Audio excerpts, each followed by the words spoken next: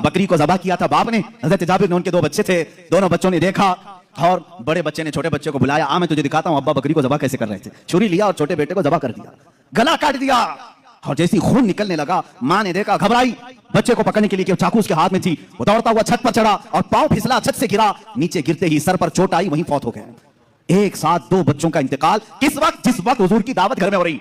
हजरत जाबिर को मालूम नहीं था, वो खाना बनाने का हुक्म देकर चले गए थे, यहां दोनों बच्चे फौत हो चुके थे।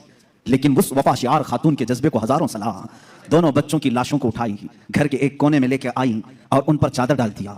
कहा आज मैं न रोऊंगी न चीखूंगी, इसलिए कि मेरे घर रसूल खुदा तशरीफ ला रहे हैं, मैं अपने गम को उस दावत पर भारी होने नहीं दूंगी। मेरे अजीज, किसी माँ का कलेजा अगर बर्दाश्त कर सकता है अपने बेटे की मौत का गम, तो मुझे बताओ दुनिया की कोई ऐसी औरत। ये वो औरतें थी जिनके मुतालिक कुरान ने कहा रज़ी अल्लाहु अन्हुम व रज़ू अन, अल्लाह इनसे राजी हो गया और ये अल्लाह से राजी हैं। ये खातून चादर उड़ा करके दोनों बच्चों की लाश पर रखी हुई हैं। मेरे आका सल्लल्लाहु अलैहि वसल्लम जिस वक्त घर में आए, खाने के लिए दस्तरखान पर जब बैठे, आपने लुक़मे उठाए, उसके बाद हज़रत जाबिर से कहा, जाबिर तुम्हारे बच्चे नहीं दिखते, कहाँ हैं? वो बीमार थे। बीवी से आकर के कहा, खातून कहाँ हैं बच्चे? खातून ने कहा वो सो रहे हैं, वो सो रहे हैं, आप जाएं हुजूर पाक सल्लल्लाहु अलैहि वसल्लम के साथ बैठे हैं। वो आए, कहा हुजूर वो आराम कर रहे हैं, सो रहे हैं। हुजूर पाक सल्लल्लाहु अलैहि वसल्लम ने फरमाया जाओ उनको ढूंढ लाओ। दोबारा आए, खातून से कहा कि बच्चे कहाँ हैं? कहा आपको मालूम था वो बीमार थे। कहाँ वो बीमार थे? कहा वो बहुत अच्छी नींद में सोए हुए हैं, नहीं उठेंगे। खातून ये कह रही है, अपने शोहर को तक जाहिर नहीं किया। हज़रत जाबिर दोबारा तीसरी बार मेरे आका सल्लल्लाहु अलैहि वसल्लम ने फरमाया, जाबिर मुझे अल्लाह का हुक्म है कि मैं तेरे बेटों के साथ खाऊं। हुजूर पाक सल्लल्लाहु अलैहि वसल्लम दस्तरखान से उठ गए, खाना रखा हुआ था, अंदर खुद चल करके आए, खुद पूछा कि कहाँ सो रहे हैं, मुझे भी दिखा दो।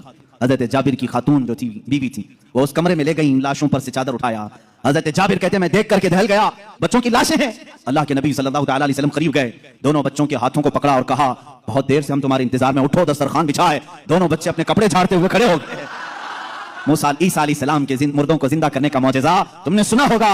नबी रहमत सल्लल्लाहु अलैहि वसल्लम अपने गुलामों के घर में जो फौज शुदा शहजादे थे, उन्हें जिंदा भी किया और अपने दस्तरखान पर बिठाया भी।